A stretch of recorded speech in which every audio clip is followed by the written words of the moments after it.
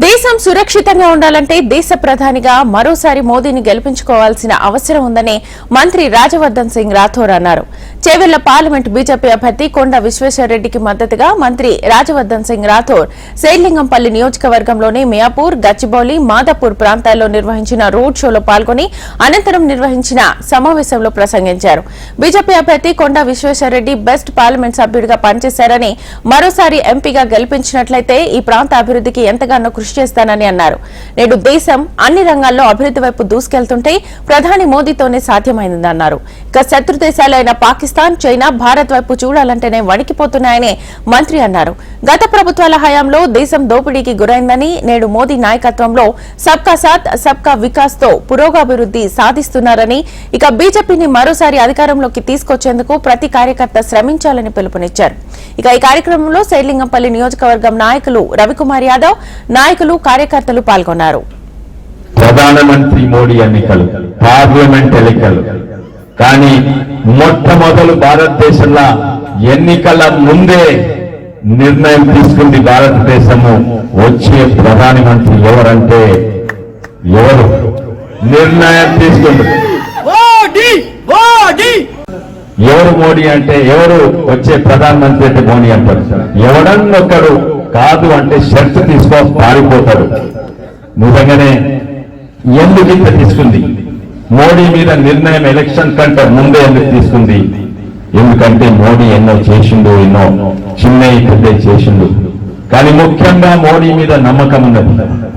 మోడీ మీద నమ్మకం ఎన్నో విషయాలలో అటు దేశాన్ని పాకిస్తాన్, చైనా నుంచి రక్షిస్తుండు, ఇటు బియ్యం ఇచ్చి పేదలను ఆదుకుంటుండు, అటు రామ మందిరం కట్టి ధర్మాన్ని కాపాడుతున్న యోధుడు మోడీ గారి. కేవలము మోడీ గారి వల్లనే నడుస్తుంది. అటు బియ్యం ఇచ్చినా ఇక్కడ ఫ్లైఓవర్లు, ఎయిర్పోర్ట్లు, రోడ్లు, రైల్వేలు, లేకుంటే ఆఖరికి శ్మశాన వాటికలు కట్టినా కూడా అది మోడీ గారి నిధుల వల్లనే.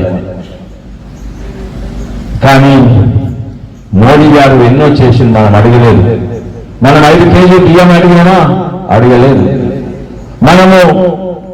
మనము అందరికీ బ్యాంక్ అకౌంట్లు కావాలని అడిగినామా? అడగలేదు. మనకు బాత్రూమ్ కావాలని అడగలేదు. అయినా పేద కుటుంబం నుంచి పెరిగి ప్రధానమంత్రి అయిండు. పేదల బాధలు తెలుసుకున్నైనా అడగకున్నా తెలిసిండు. ఎవ్వరు కూడా అడగలేదు. ఎంతో మంది ప్రైమ్ మినిస్టర్లు వస్తారు, చీఫ్ మినిస్టర్లు వస్తారు, గిరి కట్టినా గాడాన్ కట్టినా అంటారు. కానీ మహానుభావుడు సమాజంలోనే ఒక మార్పు వచ్చిన మహానుభావుడు.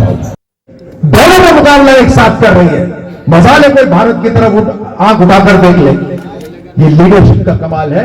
और लीडरशिप आती है 5 साल में आप जब एक बार बटन दबाते हैं. एक बार बटन दबाने से भारत इतना मजबूत हो जाता है. तो आप सोचिए कि भारत को मजबूत करने की जो जिम्मेदारी है वो आप सबके ऊपर है.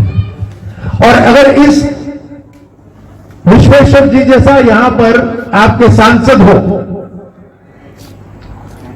आपके सांसद ऐसे हो जिनके परिवार की पेडिग्री देखिए आप.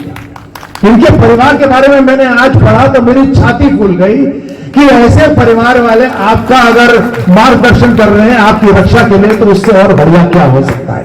मुझे पता चला इस पूरे जिले का नाम ही उन फ्रीडम फाइटर के ऊपर है, रमणा रेड्डी गारू, जो इनके दादाजी थे.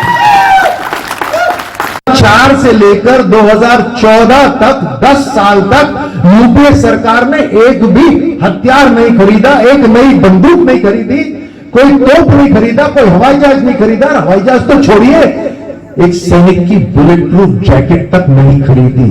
लेकिन उसके बावजूद भी भारत की सेना, आपके साथियों ने भारत की सुरक्षा करी, अपना बलिदान दिया. हाथों से लड़ना पड़ा तो हाथों से लड़े, लेकिन भारत की रक्षा करें. Big mission in Delhi, and what you need here is your member of parliament here.